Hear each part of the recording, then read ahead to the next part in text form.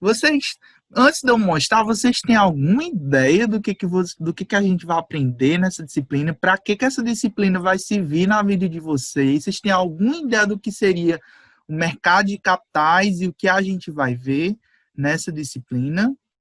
Alguém tem a mera ideia ou noção que poderia me dizer o que acha que a gente vai aprender nessa disciplina? Além de... Caramba, noção, sei lá, tipo, é, mercado, o que eu tenho ideia de mercado é você tá comprando e vendendo. Aí, como tem aí capital, eu acho que é alguma coisa relacionada a um fluxo de dinheiro por aí. por aí. Mais alguém? O que vocês imaginam de ser? Vocês estão colocando os presentes no chat? Eu não estou conseguindo achar o chat. Vocês colocaram já o presente lá no chat. Deixa eu interromper aqui o compartilhamento. Ah, agora deu certo. Mais alguém? O que vocês acham? Me digam aí o que vocês acham. Eu acho que o que Kaique falou, e eu acho que em relação a um âmbito global, não sei. Vocês já... Essa disciplina, eu considero que junto com uma... essa disciplina, vocês vão ver que ela vai casar muito com matemática financeira. Por mais que ela seja uma disciplina totalmente teórica, é uma disciplina totalmente teórica, mas é uma disciplina que vai envolver muito matemática financeira. Ela casa muito com matemática financeira. Por quê? E ela envolve, como a Ana disse, muito com questão de economia. Certo? A gente vai trabalhar muito com economia, com valores. Nessa Pedro, disciplina, então a gente vai estudar as bolsas de valores, né? sim, vamos estudar a Bolsa de Valores. A gente vai estudar, basicamente, algo que é imprescindível para vocês. Essa disciplina, eu posso dizer, todas as disciplinas elas têm um papel importante no curso, mas essa é uma das principais disciplinas do curso, se não a mais principal, se eu pudesse dizer. Por quê, Pedro? Por que você poderia estar me dizer? Por quê? Porque é nessa disciplina que a gente vai aprender como funciona todo o sistema financeiro nacional. Para um curso de finanças, entender isso é fundamental, é primordial. E não só para o conhecimento de vocês como um técnico, mas para todo cidadão. Eu acho que está preta a tela. Ana está dizendo que a tela está preta. Deixa eu compartilhar novamente. Tá vendo agora? Melhorou, né, Ana? Tô conseguindo ver agora? Vocês O estão... meu não tá, não. É só o meu que tá assim. O meu tá aparecendo, Nayane. O meu Acho tá que será que aparecendo é da também. internet? O meu também tá Pois, aparecendo. eu acho que eu vou sair e entrar de novo aqui pra ver. Deve ter travado. Por enquanto eu estou só mostrando uma tela. Quando de repente, não sai agora não, eu estou só falando, aí depois quando eu for exibir alguma coisa, aí tu sai, porque aí pode perder alguma coisa. Estou só mostrando aquela imagem do curso onde tem mercado de capitais. Então, continuando o que eu ia dizer, essa disciplina, ela deveria ser estudada por todo mundo. Quando eu digo por todo mundo, é todo mundo mesmo. Por quê? Porque a gente vive num país capitalista onde você vai precisar atuar no sistema financeiro, seja para poupar, seja para investir. É nessa disciplina que a gente vai aprender como investir o dinheiro, como eu devo investir o meu dinheiro. Então, essa disciplina, o entendimento dela é primordial, tanto como a matemática financeira. A matemática financeira, ela serve para você saber calcular, né? Então, por exemplo, aqui, dentro dessa disciplina, eu vou dizer quais são as principais fontes de financiamento. Dentro dessas fontes de financiamento, você vai ter os trade-offs, né, lá da economia, e você vai ter que escolher entre um determinado investimento e outro. E como saber se um investimento é melhor do que outro? Calculando, utilizando a matemática financeira. Então, essa disciplina e a disciplina de matemática financeira, elas meio que vão se casar em um determinado momento. Porque eu vou explicar para vocês todo o sistema financeiro nacional e vou mostrar para vocês, quando a gente estiver tratando tanto na parte realmente dos investimentos, né, do mercado de capitais, a gente vai ver lá mais na frente que existem dois grupos grandes de investimentos. Nós temos os investimentos de renda fixa e nós vamos ter os investimentos em renda variável, que é a questão, né, que o Pedro aí já falou, a questão de bolsa de valores. A gente vai estudar um pouco do funcionamento da bolsa, como operar ações, como comprar ações, como investir em ações, tudo isso a gente vai estudar. Mas também a gente vai estudar, principalmente, em renda fixa. O que são títulos de renda fixa, né, como a poupança, como os CDBs, como os RDBs, o Tesouro Direto, as debêntures, os CRIs, os CRAs, as letras de câmbio. A gente vai estudar todos esses títulos, vamos entender as diferenças entre eles, como investir, que é o mais importante, tá certo? Então, eu pretendo que vocês saiam dessa disciplina, se não sabem de tudo, mas pelo menos como aplicar o dinheiro, que é o mais importante. E aí eu retomo, não sei se vocês vão lembrar, mas no primeiro ano eu pedi para que vocês lessem um livro. Lembra qual foi o livro que eu pedi para vocês lerem? Papai Pobre e Rico. Pai pobre. Pai rico, pai pobre. Pai Rico, Pai Pobre. Nessa disciplina, eu vou pedir para que vocês leiam também outro livro. O livro é de uma das maiores youtubers da área financeira do Brasil, que é a Natália Arcuri, do canal Me Poupe. Não sei se vocês já viram. O livro dela se chama 10 Passos para investir melhor, uma coisa assim. Eu não estou me recordando do título. Certo? Foi um dos livros mais vendidos, tá certo? Ano passado. Eu tenho o PDF, eu vou passar para vocês. Ei, Pedro, o senhor tava com a voz de robô, não estava entendendo. Tem como o senhor falar novo aí? Tem sim. O senhor tá com voz de robô. Todo mundo tá me ouvindo com voz de robô, é só o Vitor que tá ouvindo? A minha tá ok. Então deve ser sua internet, Vitor, mas eu vou repetir.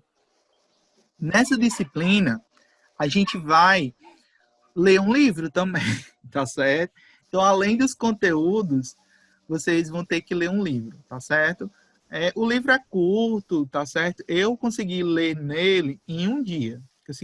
Um dia completo, assim, manhã, tarde e noite. Mas aí, dependendo de vocês, eu li no meu celular, tá certo? Então, está perguntando se eu já li O Segredo da Mente Milionária. Não, eu nunca li. Inclusive, eu tenho um bocado de livro para ler dentro desse contexto de finanças. Eu acabei de ler os 40 hábitos financeiros como é o nome do autor, meu Deus? Deixa eu olhar aqui no Kindle, abrir bem rapidinho. Do Billy Imperial. É um autor brasileiro. O título do livro é 40 hábitos financeiros para uma vida melhor. Lições poderosas para quem quer sair das dívidas, poupar com consistência e investir com qualidade. Muito interessante o livro, só que ele não é muito didático, como a Natália. O nome do livro da Natália é Me Poupe, 10 Passos para Nunca Mais Faltar Dinheiro no Seu Bolso. Um título muito... Acho que todo mundo queria aprender, né? Eu gostei muito do estilo da Natália, ela é muito direta, né? É igual, não sei se vocês já assistiram algum vídeo dela, mas quem tiver curiosidade depois, pesquisa no YouTube, aí tem lá, Me Poupe. Ela é bem conhecida porque ela traz vários vídeos dentro do sistema financeiro, e muitos vídeos que ela traz lá é conteúdo dessa disciplina, tá certo? Então, a Natália Arcuri, gostei muito do livro porque é bem direto, ela é bem, sabe, ela vai conversando com você, não é aquela leitura cansativa, não é aquela leitura que você falava muito difícil, eu gostei da leitura, uma leitura bem, como é que eu posso dizer, uma leitura bem leve, tá certo? É fácil de digerir, né, a informação que ela está passando. Exatamente, é como se ela estivesse conversando com você em todo momento. Gostei muito do livro.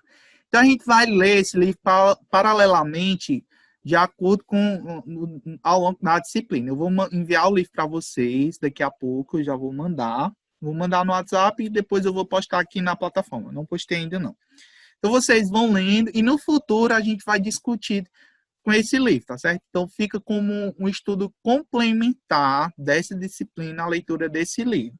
Não vai ser cobrado em avaliação, não vou cobrar nenhuma atividade, nem vou cobrar nada desse livro. É só a título de conhecimento a mais para vocês. A gente pode tirar uma aula depois para discutir o livro, o que vocês acharam, o que ela traz de importante. Basicamente, ela vai tratar sobre finanças pessoais, mas ela traz alguns conhecimentos sobre a questão dessa parte de investimentos que eu acho bastante interessante e eu acho fundamental nessa disciplina. Então, se vocês aprenderem pelo menos a como investir em renda fixa e em renda variável dentro dessa disciplina, eu já vou sair bastante feliz. Então, esses são a ementa. Vocês estão visualizando? Está conseguindo visualizar, Nayane? A ementa. Aí. Nayane. Tá? Pronto. Então, a ementa, a gente vai ver essa primeira parte, a gente vai aprender o Sistema Financeiro Nacional, a gente vai ver a estrutura, a gente vai ver um pouco sobre essa intermediação financeira, como é que ela acontece. Depois que a gente vê todo esse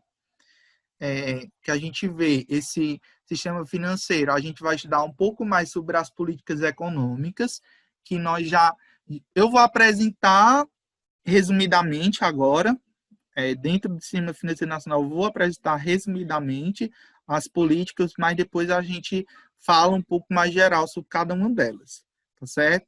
Aí depois a gente vai estudar os 3 mercados, os mercados de crédito, mercado de capitais e mercado de ações.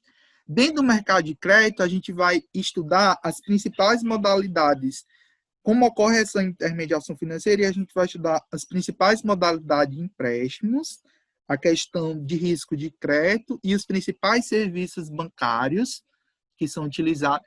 Pessoal, para quem pretende um dia trabalhar em banco, essa disciplina ela é fundamental para quem quer trabalhar com banco, com essa parte financeira. O conhecimento da disciplina é imprescindível. Não só, mas para todo mundo. Essa disciplina, eu acho que todo mundo deveria estudar ela, porque essa disciplina ela serve para a vida, que vocês vão aprender como investir o dinheiro de vocês. O dinheiro que vocês vão poupar, vocês vão saber como investir o dinheiro de vocês nessa disciplina, certo? Então, depois que a gente vê o mercado de crédito, aí a gente vai ver o mercado de capitais. Aí dentro desse mercado de capitais, eu vou ensinar para vocês os principais títulos de renda fixa, tá certo? Então, aqui no mercado de capitais, a gente vai ver os principais papéis que são negociados, a gente vai ver quais são os principais títulos de renda fixa e como eles são, como investir neles, como aplicar. Vou ensinar para vocês alguns sites, alguns... Fala, meu Deus do céu, que susto. Que foi isso? Não sei, não foi aqui, não. Então, foi Iago. Eu pensei que tinha sido um fantasma. Um fantasma por aí falando. Mas vamos lá. Então, aqui no mercado de capitais, a gente também vai estudar um pouco sobre os tipos de bancos. Vamos ver O que é, né? Iago, tu já tem menino, Iago. Seu irmão, Eita, Iago foi fazer as coisas e deixou o menino com o celular assistindo a aula. Eu vou desativar aqui o som de todos, tá certo? Só o meu microfone ligado. Se vocês precisarem, vocês ativam. Então, vamos aqui. Nós temos... Então, aqui nós vamos estudar também sobre os tipos de bancos, tá certo? A gente vai estudar os bancos múltiplos, os bancos de investimentos, certo? A gente vai estudar os tipos de bancos, a gente vai conhecer, eu vou apresentar para vocês o que cada banco faz, qual a diferença entre eles, tá certo? E depois a gente vai estudar o mercado de ações. Essa é a parte mais complexa, certo? Por que a parte mais complexa da disciplina? Porque Não é o conteúdo em si que é complexo, mas o mercado de ações, ele é um mercado muito variável. Como o nome já diz, né? Um mercado de renda variável. É um mercado quando você investe. Você pode ganhar muito dinheiro se você souber investir, mas também você pode perder tudo se você não souber investir. Então, é um mercado que a gente vai ter que estudar várias variáveis antes de investir. Eu vou ensinar para vocês, dizer para vocês quais que variáveis são essas. Para vocês terem ideia, pessoal, o conhecimento tem gente na internet que vende curso caríssimo, ensinando como aplicar, vender, como ensina como investir em ações, nesse tipo de renda fixa. Tem gente que vende. Um dia desse eu estava vendo os vídeos no YouTube, acho que no YouTube, não vou citar o nome dela por questão de ética, mas ela estava vendendo um curso por R$ 5.000, um curso de 20 horas, ensinando como investir. E eu tenho certeza que são coisas simples, básicas, que vocês vão aprender aqui nessa disciplina. Então, querendo ou não, vocês... pois é, na hipocrisia, gastar dinheiro em um curso para poupar dinheiro e para investir, né?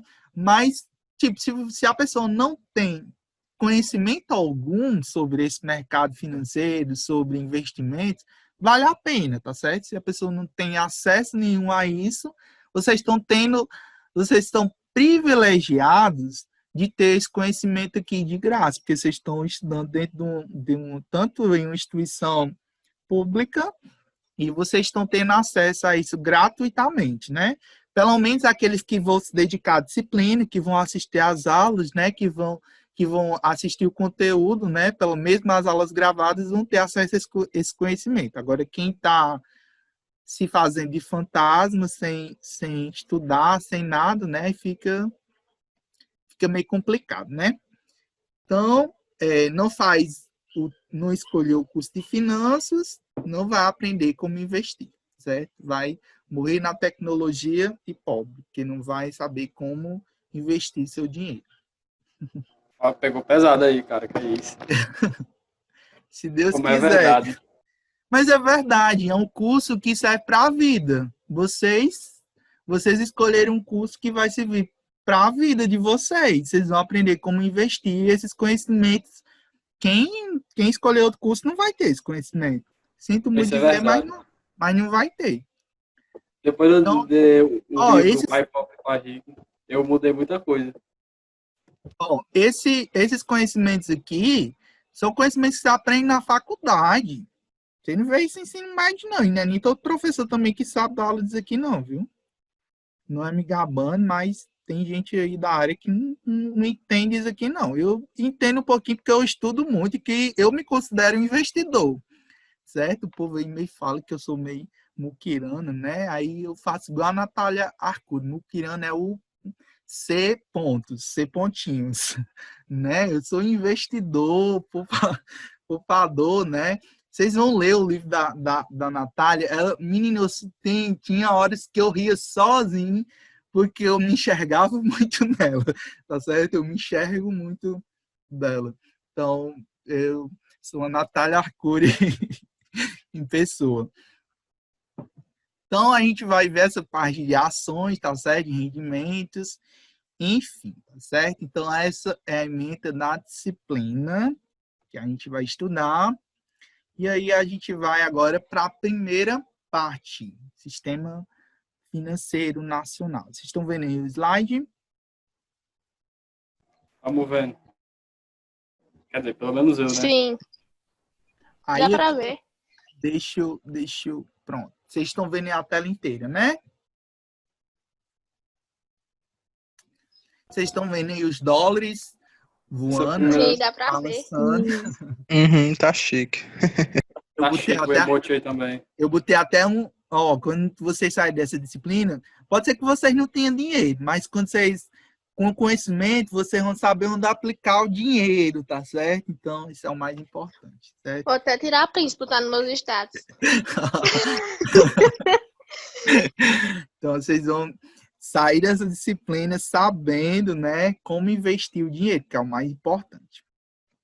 Então, essa daqui, pessoal, é a estrutura simplificada. E esse slide aqui, ele resume tudo que a gente vai aprender esse mês, tá certo? Então, nesse slide, a gente resume tudo o que a gente vai estudar nesse mês. Essa é a estrutura simplificada do Sistema Financeiro Nacional, o SFN. Aí, de um lado, nós temos dois tipos de órgão.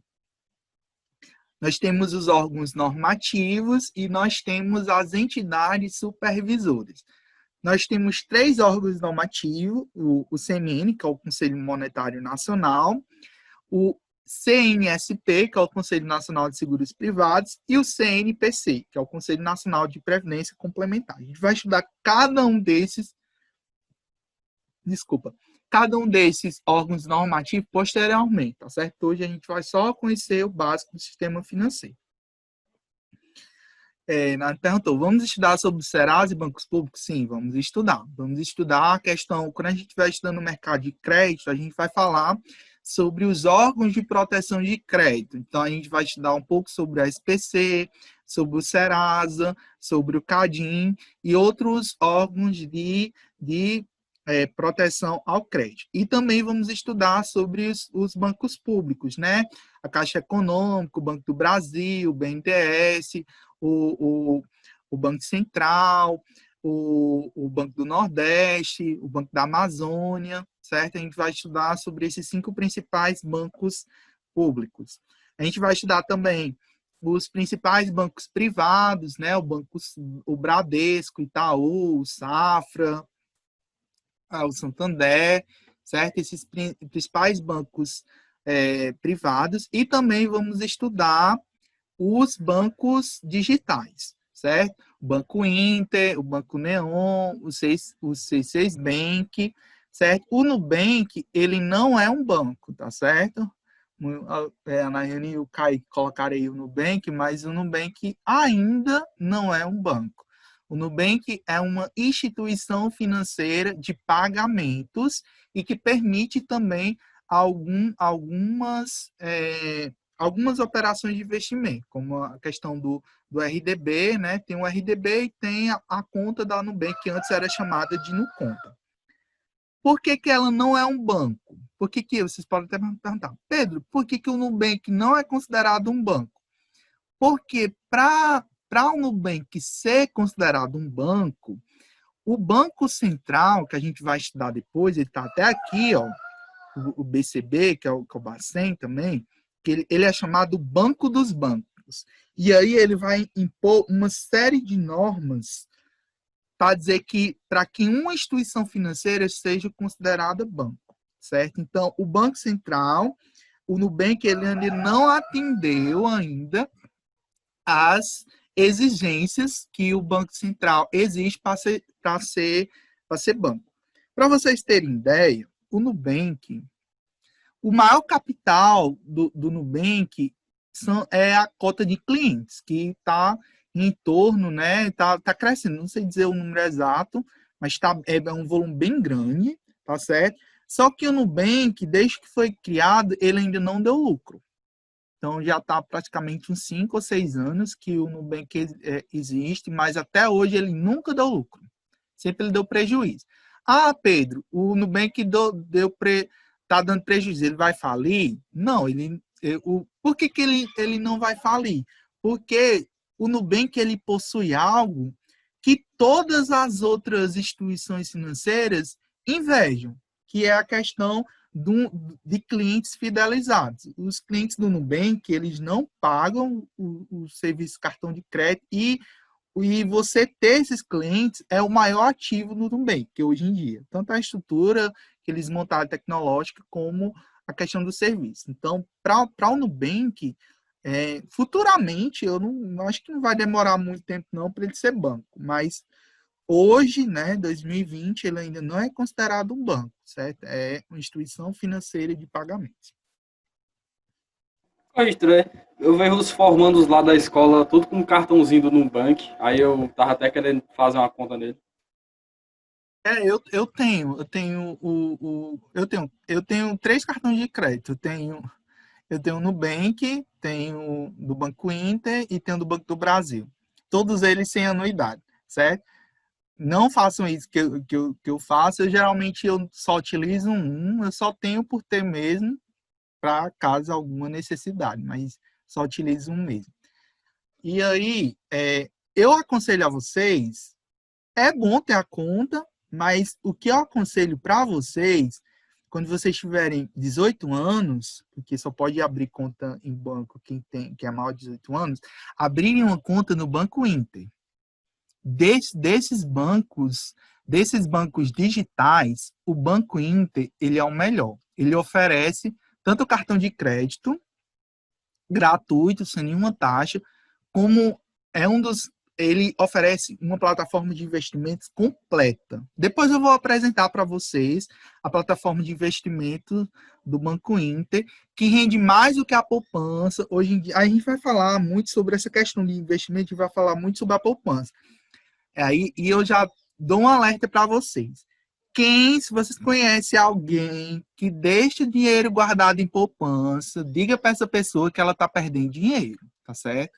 Hoje em dia, a poupança, ela remunera 70%, pela regra atual, ela remunera 70% da taxa Selic. A taxa Selic, ela foi reduzida a 2%, certo? Aí, 70% de 2%, não sei se vocês lembram que eu botei até um exercício de matemática financeira que falava sobre essa questão da poupança. Quando eu botei, eu acho que estava 2,5%. Já caiu para 2%. A menor taxa Selic em todos os tempos. Oi? Eu lembro quando eu apresentei a Feira das Profissões, né? Eu fiquei responsável pelo PCB, aí eu falei da Selic. Já estava no piso histórico, que era 4,5%. Aí agora já está 2%. Nunca foi tão baixa a Selic. Nunca, não vale nada o seu investimento, não rende. E renda fixa realmente não vale nada. A gente vai entender por que a Selic está tão baixa. Depois a gente vai entender, eu vou explicar para vocês por que a Selic está tão baixa. E ela está tão baixa, um dos motivos dela estar tão baixa é porque o governo está muito endividado. A gente vai entender depois como é que funciona essa questão da dívida pública. Uma das principais razões é que a dívida pública ela não é contraída através de empréstimos e financiamentos. A dívida pública ela é contraída através de investimentos que o governo lança através dos títulos da dívida pública. Mas isso depois a gente vai aprender, isso que é assuntos para aulas futuras, tá certo? Não vou jogar isso tudo de uma vez, porque senão vocês vão ficar com a cabeça doida sem aprender nada, tá certo? Hoje é só para apresentar a disciplina de uma forma geral. Mas só voltando no caso da poupança. A poupança, pessoal, está rendendo só 70% da taxa Selic. A taxa Selic hoje está 2%. Isso significa que ela está rendendo 1, alguma coisa. A inflação, pessoal, a inflação oficial do governo, que é a inflação que o governo diz que está, é de 2,2%, que é uma mentira, porque muitos economistas estão dizendo que a inflação está em torno de 6% a 7%. Basta você ir no mercado, que você comprava antes com R$5, você tem que estar tendo que comprar com 10, com 15, porque está tudo caro. Pedro, eu fui hoje na rua, eu comprei sorvete, eu comprei uns refrigerantes, aí eu comprei umas bolachas, deu R$107, eu fiquei bem. Tá tudo caro. Tá tudo caro, a inflação tá altíssima. Aí você compara. Mesmo que você compare só com a inflação oficial, lá do site do Bacen diz que hoje está com 2,2%. Aí você olha, inflação 2,2%, rendimento da poupança 1,3%, 1,4%. Isso significa, pessoal, que se você deixar dinheiro da poupança, por mais que todo mês esteja gerando um juro na sua conta, significa que você está perdendo dinheiro. Você está perdendo dinheiro para a inflação. Então, nessa disciplina, nós vamos aprender como investir corretamente o nosso rico dinheirinho, o dinheirinho suado que vocês poupam. Como aplicar. Então, Pedro, já que a poupança é um dos investimentos mais populares do Brasil. Por que a poupança é um investimento popular do Brasil? Porque você não paga nada. Você deixa lá, a gente vai já entender isso, eu vou já explicar como é que funciona Estou pulando várias coisas, né? Que eu deveria estar falando isso, que eu já explicar como é que funciona a intermediação financeira, mas só voltando, a poupança ela é muito ela é muito popular porque é um investimento que você não, o banco não cobra nada por você estar deixando o dinheiro, né? Ele vai rendendo e aí você não perde nada. Aí a poupança por isso que a poupança é chamada de investimento preguiçoso, certo? Investir na poupança, se você só deixa dinheiro na poupança, você é considerado um investidor preguiçoso. Aquela pessoa que não conhece nada de finanças, não conhece nada de mercado financeiro e que não conhece outras opções também gratuitas e que rendem muito mais do que a poupança. Por mais que seja títulos de renda fixa, existem títulos de renda fixa que você investe que rendem muito mais do que a poupança. Tá certo? Então, a gente vai aprender. Lívia colocou, essa é a aula que fez o povo entrar no curso. Pois é, espero que vocês se sintam motivados, né, a estudarem. Ei, Pedro. Disciplina. Oi. Ontem mesmo meu pai tava falando sobre esse cartão poupança aí. Porque tá mal coisa nele aí. Tem esse negócio aí da queda, né? Que tem muitas pessoas que tem um cartão poupança, né? Igual meu pai tem 2. Aí esse aí tava até comentando. Aí quando o senhor falou isso aí, eu vou ficar de orelha em pé. Tem várias pessoas também. Tem várias pessoas que estão com medo também de deixar dinheiro na poupança. Não sei se vocês sabem, mas em 1992, um tal presidente chamado Collor aderiu ao chamado confisco da poupança. O que era? O que é esse tal de confisco? Pessoas que tinham acima, acho que é de cima de 50 mil reais na poupança, ele deixou congelado. E não aquelas pessoas que tinham na época, não sei se era 50 mil reais, que eu não sei nem se era real no tempo. Não sei se era real, se era cruzeiro, eu não vou saber dizer agora, porque eu não estou lembrado. Mas eu acho que não era real, não, porque naquela época acho que ainda não era real, não. Deve ser cruzeiro, era cruzado novo, porque o real foi implantado através do governo de Itamar Franco por governo Fernando Henrique Cardoso, né? Itamar Franco foi o vice de Collor, que assumiu depois de impeachment dele. E aí, da saída do governo Itamar Franco para Fernando Henrique, a gente tem o plano real. Então, naquela época, teve o confisco da poupança. Hoje, isso não é mais possível, tá certo? Ter confisco da poupança, porque em 2014, o Congresso aprovou uma lei que proíbe o governo federal de confiscar dinheiro de poupadores, né, da poupança. Então, quem deixa o dinheiro na poupança não tem risco de perder para o governo, mas está perdendo para a inflação. Então, se você está deixando dinheiro na poupança, você está perdendo dinheiro, tá certo? Nessa disciplina eu vou ensinar para você como investir. Deixa eu ver quantas pessoas já tem. Então, pessoal, quem vocês conhecem aí que está deixando dinheiro na poupança, né, avise que essa pessoa está perdendo dinheiro para a inflação. Meu Deus, Pedro, me salvou, cara. Eu já ia abrindo uma poupança com meu pai. Não abra poupança. Você vai abrir uma conta no Banco Inter. É um banco que você baixa o aplicativo no seu celular, um banco digital, tá certo? Um banco totalmente seguro, né? Por fato de ser digital, que ele não seja seguro, a gente vai conhecer bem direitinho, tá certo? Você abre. A única dificuldade dos bancos digitais, no caso PAICOL, para o município de Icol, é porque aqui no Icol a gente não tem caixa 24 horas ainda, tá certo? Então, o Banco Inter, para cidades um pouquinho maiores, como, por exemplo, Iguatu, tem caixas 24 horas. Acho que tem lá no Super Lagoa e alguns outros lugares, acho que tem caixa 24 horas. Então, onde tiver caixa 24 horas, você consegue sacar seu dinheiro se você precisar de papel moeda e sacar do Banco Inter. Funciona normalmente nos caixas 24 horas. Então, a única, né, no caso, empecilho, entre aspas, para quem tem uma conta do Banco Inter, é não poder sacar o dinheiro, mas você pode transferir o seu dinheiro para outra conta. Então, por exemplo, se você abre uma conta do Banco Inter e quer... Eu estou fazendo propaganda do Banco Inter, né? Não deveria estar fazendo isso. Mas, ok, estou falando que é um dos bancos que eu invisto, então eu indico que é bom. Então, você abre a conta, então você quer sacar aquele dinheiro? Você transfere gratuitamente o dinheiro que está lá para um outro banco qualquer, uma pessoa que você tenha conhecimento e que você confie, transfere o dinheiro para aquela conta e saca. Alguém queria falar? Uma pessoa que... Era eu. Aí, no caso, se eu Pedro. for abrir uma conta poupança, eu não posso abrir poupança, é? Pode, você pode abrir poupança. Não estou dizendo que vocês não devam abrir conta poupança. Abra, não custa nada abrir. Agora, eu estou dizendo que se você deixar dinheiro lá, você está perdendo dinheiro. Uma conta Ah, poupança, então o dinheiro vai sumir, né? o dinheiro, você está perdendo dinheiro. O dinheiro não vai sumir, tá certo? Ó, presta atenção, vamos entender aqui. Eu estou dizendo perder dinheiro não é no sentido que o dinheiro vai sumir da conta. Então, por exemplo, se você depositar... É deixar de ganhar. É deixar de ganhar, exatamente.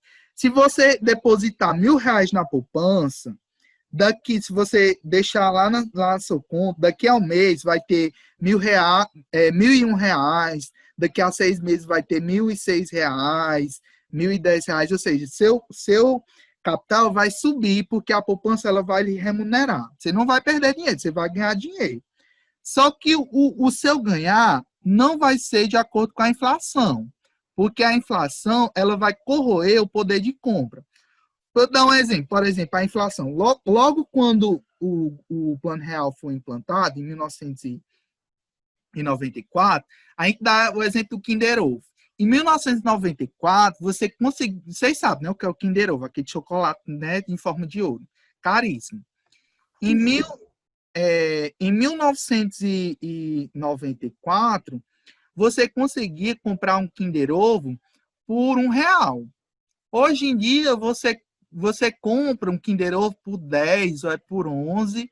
Ou seja, o que você comprava antes com R$ 1, com R$ 2, com R$ 3, hoje você compra com valores mais altos, certo? Então, a inflação, ela tira o poder de compra do seu dinheiro.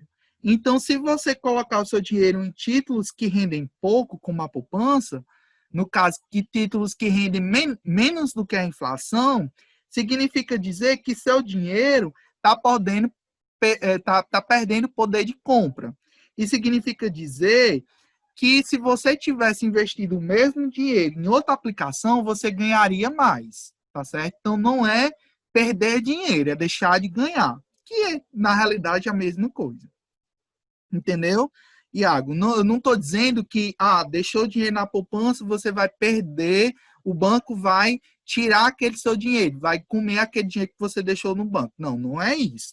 Estou dizendo que se você estiver deixando dinheiro lá na poupança, você está, no caso, deixando de ganhar mais dinheiro, né, em outras aplicações melhores, e, de certa forma, o seu dinheiro vai estar perdendo poder de compra, porque ele tá rendendo menos do que a inflação. É isso. É a culpa Pedro, Oi. a título disso eu também estava vendo, né, a respeito da criação da nova nota de R$ 200. E eu vi que isso acontecia muito, de criarem notas mais altas, quando o dinheiro ele cai em grande desvalorização. Porque foi assim que aconteceu no Japão. A moeda deles é o ien, né? E antes, a moeda deles até tinha centavos. Era uma cotação mais semelhante a isso, né? De números, eu digo. E hoje em dia, 1.000 ienes equivale a $1.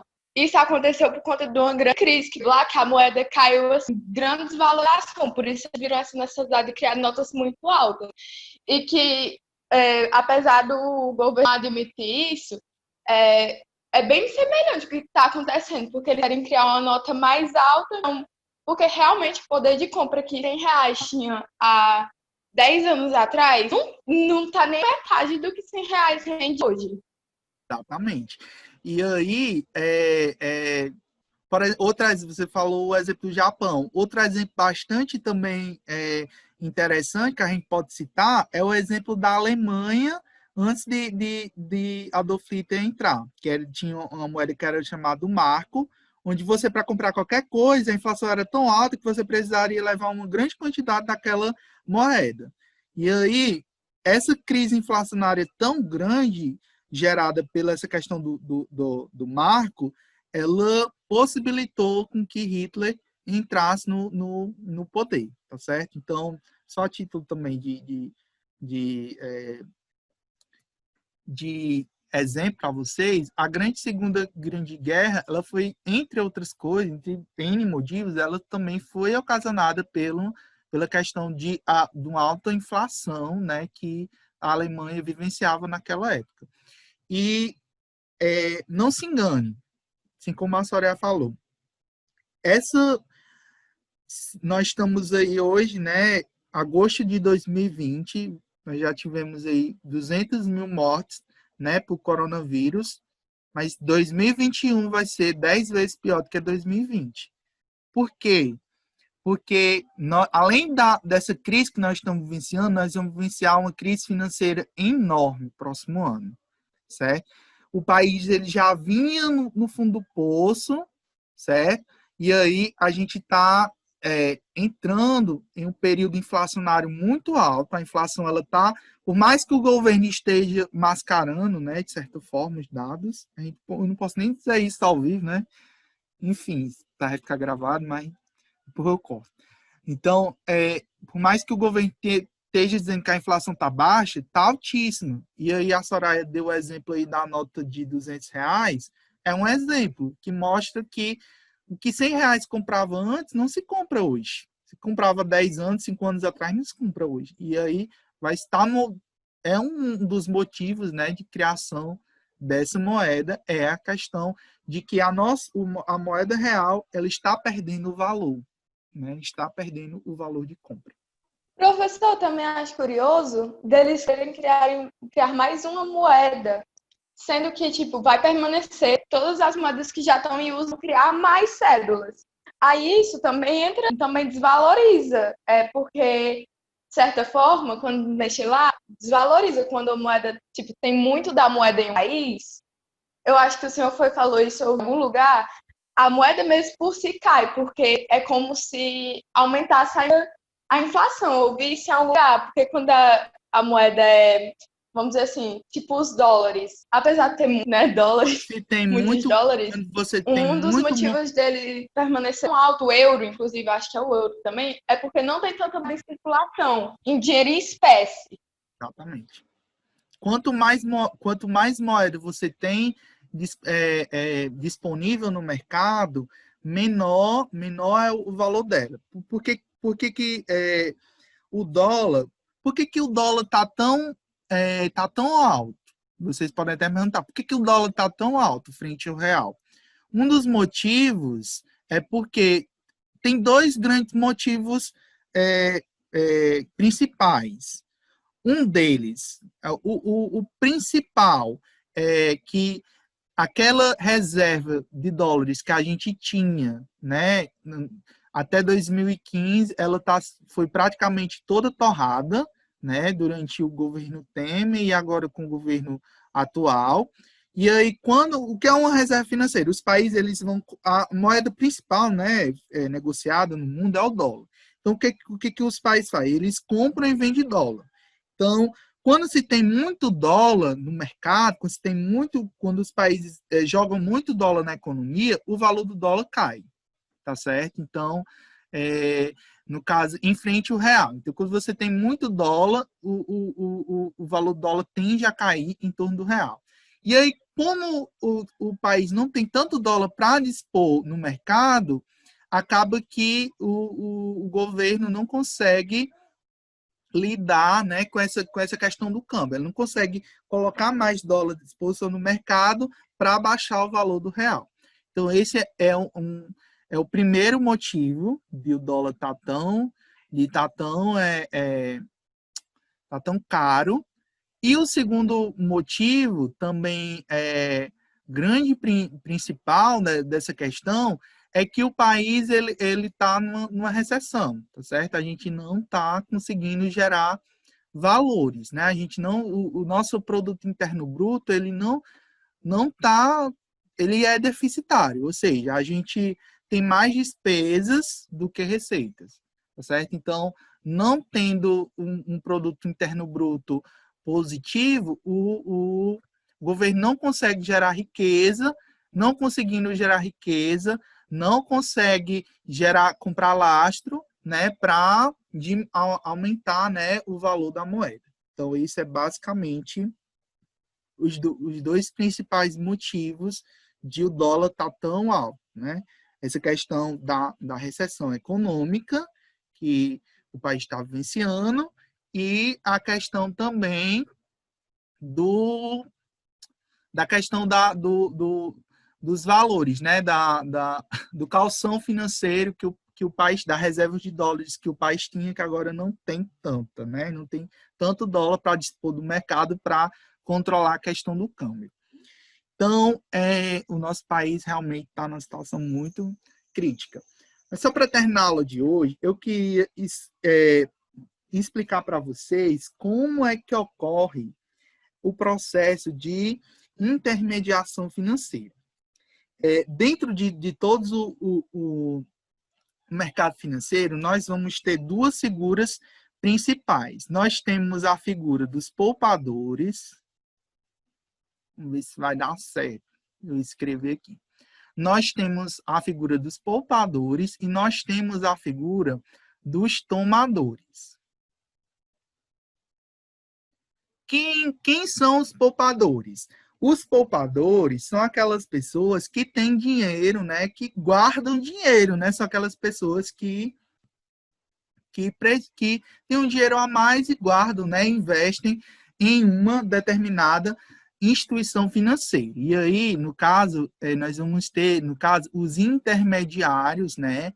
Intermediários financeiros.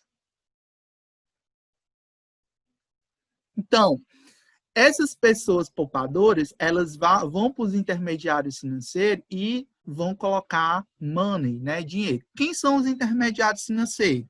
São os bancos, né? As corretoras de valores, tá certo? Corretoras, são todas as instituições financeiras que a gente... Eita, errei aqui.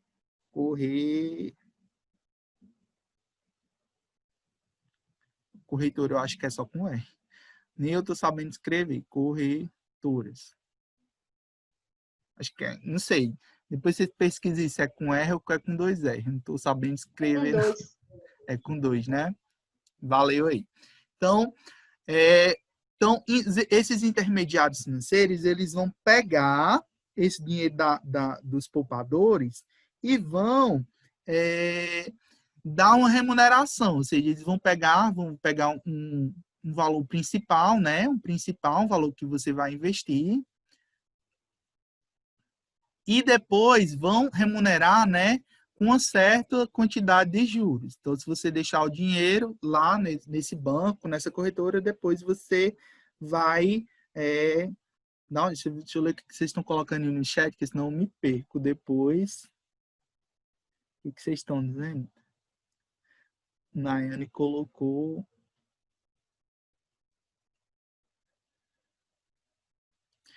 Magali está dizendo, se os representantes públicos, né, estudassem mais sobre o mercado de capitais, a gente provavelmente não estaria nessa situação.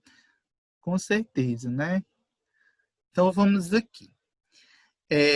Então, os poupadores, eles também têm outro nome bonitinho. São chamados de... Vala-me do seu voto. São chamados de agentes superavitários. São aquelas pessoas que têm dinheiro, né, sobrando, são aquelas pessoas que não... E tem um certo dinheiro que sobrou no mês, e a gente vai ver depois, estudar, que todo mundo tem que poupar, nem que seja uma parte mínima do capital, mas tem que resolver pelo menos 10% e poupar, tá certo? E essas pessoas pegam e colocam esse dinheiro no banco.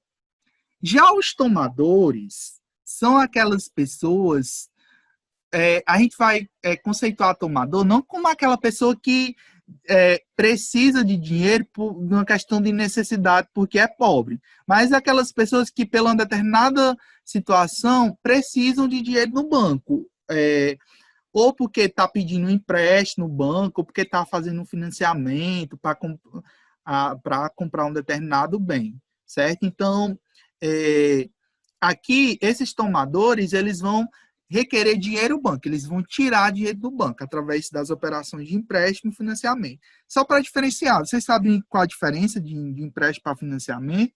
Eu já falei isso, mas vocês lembram qual a diferença de empréstimo e financiamento?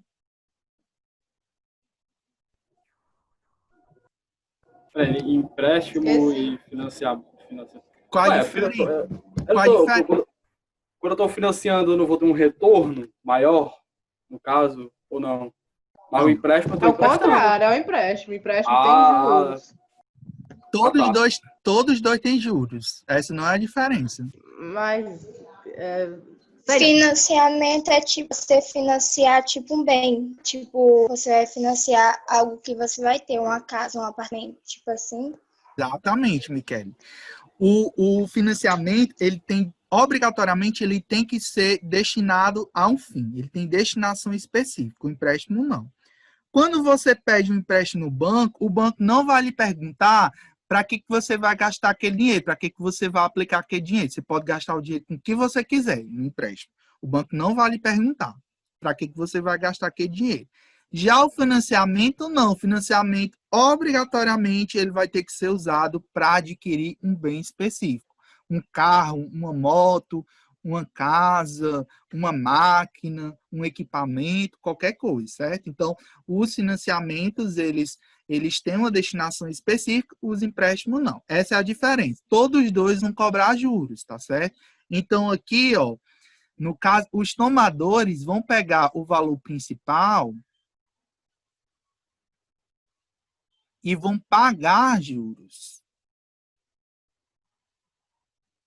Aqui os poupadores, eles recebem juros. Aqui os tomadores, eles pagam juros. Tá certo? Essas operações de empréstimo, né, os empréstimos, a gente vai chamar de operações. Deixa eu ver se dá, acho que não dá para mudar a cor, não, né? Essas operações são as operações que a gente vai ver de crédito, que a gente vai estudar depois, certo? Mercado de crédito. São as principais operações, os empréstimos e financiamento. E essa operação aqui que os poupadores eles colocam no banco, a gente chama de operações de captação de recursos, certo? As operações de captação. Tá certo? E aí, esses tomadores, eles também são chamados de agentes deficitários, porque eles não têm dinheiro. Então, eles são agentes deficitários. Deficitários. Então, aí, o que acontece? Os poupadores, eles colocam o dinheiro lá no banco, mas eles não vão deixar o dinheiro lá no banco todo o tempo. Eles, em algum momento, eles vão precisar do dinheiro e eles vão tirar esse dinheiro. Então, quando eles tirarem o dinheiro, né, através das operações de saques, certo? Eles vão operar nas operações de saque, eles vão, né, receber o principal, mais uma remuneração. E em contrapartida, né, no outro lado também, os tomadores estão tirando o dinheiro dos bancos, mas também um dia, né, presume-se, espera-se que eles paguem esse dinheiro e voltem para o banco. Aí, quando eles forem, né, pagar as prestações que a gente vai estudar muito em financiamentos, né, na disciplina de administração financeira, eles vão pagar o principal, né, mais a questão dos juros. Aí, pessoal, vocês podem, nessa situação todinha, vocês podem até perguntar, Pedro, você olha para cá, você está vendo aqui, os poupadores estão colocando dinheiro no banco, aí o banco que está com o dinheiro dos poupadores está pegando esse dinheiro e emprestando para os tomadores. Aí eu pergunto para vocês, em que momento o banco está operando com o dinheiro dele? Momento nenhum, não é não? Momento nenhum, tá certo? O banco, ele não atua com seu dinheiro. O banco, ele atua com o dinheiro dos poupadores, tá certo? Ele atua com o dinheiro dos poupadores. E como é que ele consegue operar com tanto dinheiro? A diferença é simples. O juro que ele dá para os poupadores, o juro que ele remunera os poupadores é um juro bem pequenininho, tá certo? É aquele 70% da Selic. Já o juro que ele cobra de quem pede empréstimo é 300% ao mês, é 200% ao mês, é 100% ao mês. Então, como é que o banco consegue, né, ter lucro? É nessas operações. Ele cobra um juro bem pequenininho dos poupadores, dá um juro bem pequenininho dos poupadores e dá cobra um juro bem grande dos tomadores. Aí Larissa, né, muito inteligente, já nos dá, né, um conceito que eu já ia, né, falar para vocês, que é a questão do spread bancário. O que é o spread bancário? O spread bancário é exatamente a diferença, né, a diferença do juro que o banco cobra dos tomadores com o juro que o banco paga aos poupadores. Então, é a diferença, né, a diferença entre os juros cobrados aos tomadores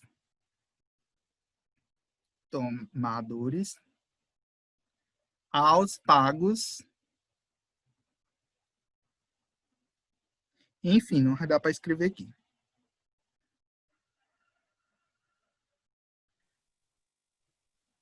Aí, pessoal, tem algo que tem e se eu dizer para vocês que esse sistema ainda não está completo? Tem um erro aí. A pergunta de R$1 milhão. Aonde é que está o erro em toda essa situação? Em tudo aí que eu estou botando aí. Por exemplo, os poupadores estão botando dinheiro do banco, o banco está pegando esse dinheiro, emprestando para os tomadores, né? Os poupadores um dia vão tirar esse dinheiro do banco e os tomadores um dia vão repor esse dinheiro para o banco. Tem um erro.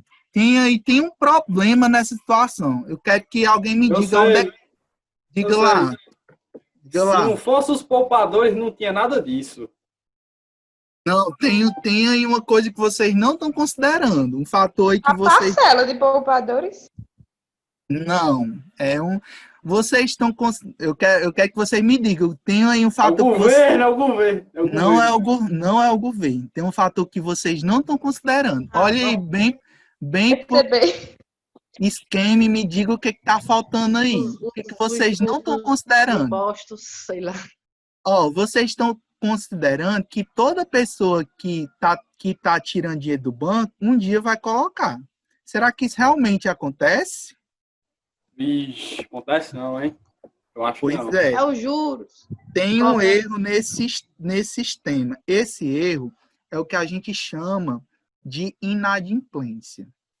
Se todo tomador que tirar dinheiro do banco colocasse, certo? Voltasse esse dinheiro novamente para o banco, seria perfeito esse esquema. Só que isso não ocorre. A gente tem no Brasil cerca de 36 milhões de pessoas que estão com nome SUS porque não pagam, não conseguem pagar as dívidas, certo? Então, esse sistema ele é falho. E justamente por assumir esse risco de inadimplência, que o nosso spread bancário do Brasil é um dos maiores do mundo, certo? Por que os bancos cobram um juro tão alto dos tomadores? Justamente para, né, cobrir esse risco aqui de inadimplência.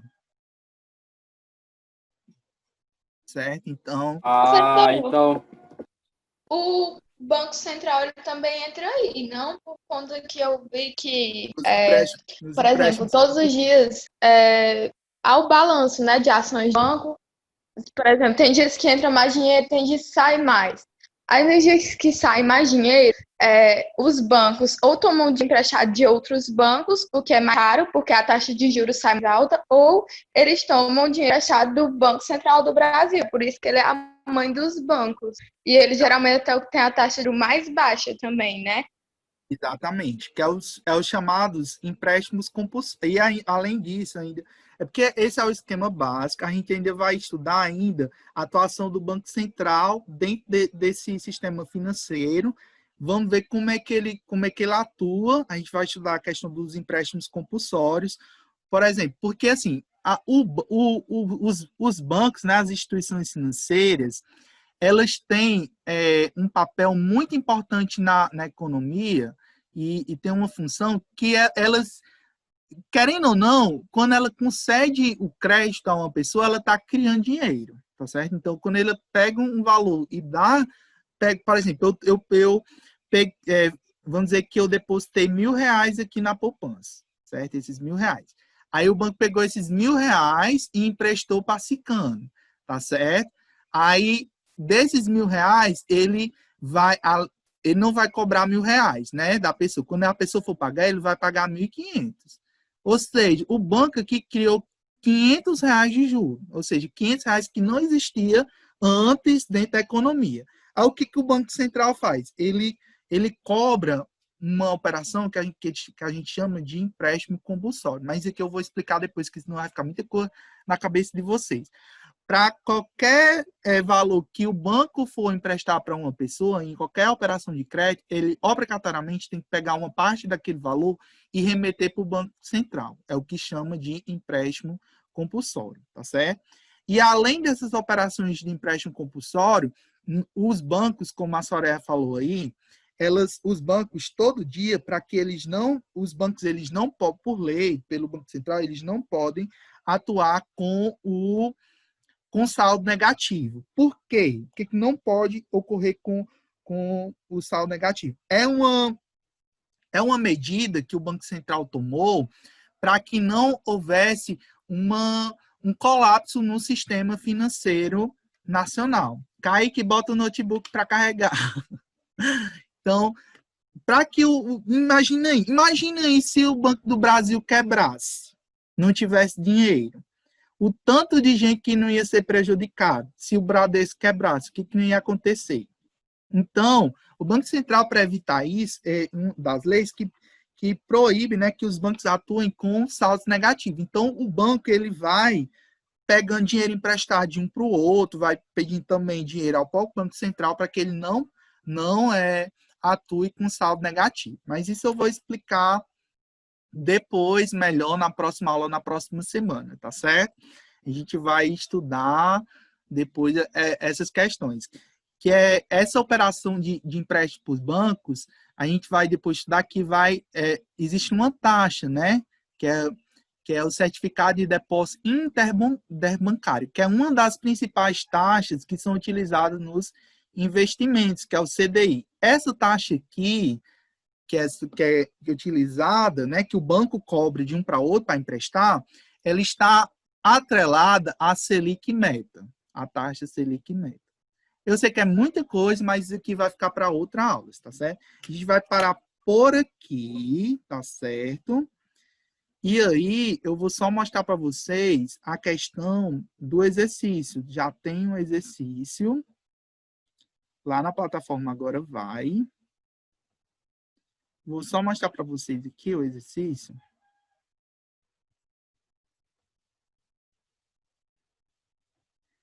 Pronto, é bem pequenininho, só é 3 questões.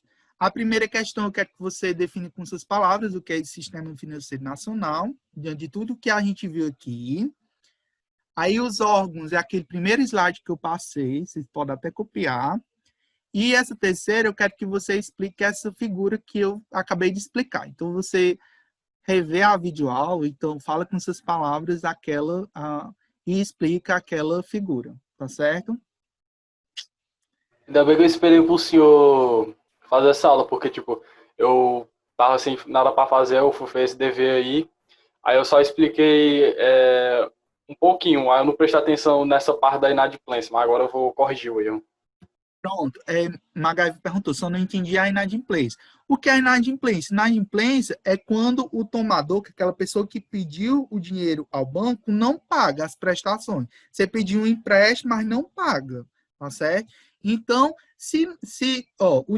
como aqui, o dinheiro, né, no caso, está saindo do banco, Está saindo do banco pelos tomadores, mas não está entrando. Então, se ele não está entrando, como é que o banco vai ficar no prejuízo? Então, esse fator aqui na inadimplência, ele tem que ser considerado, né? Então, por que ele é considerado? O que o banco faz para considerar esse fator da inadimplência? Ele aumenta a taxa de juros. Tá certo? Vocês vão explicar depois como é que se dá esse processo de intermediação financeira.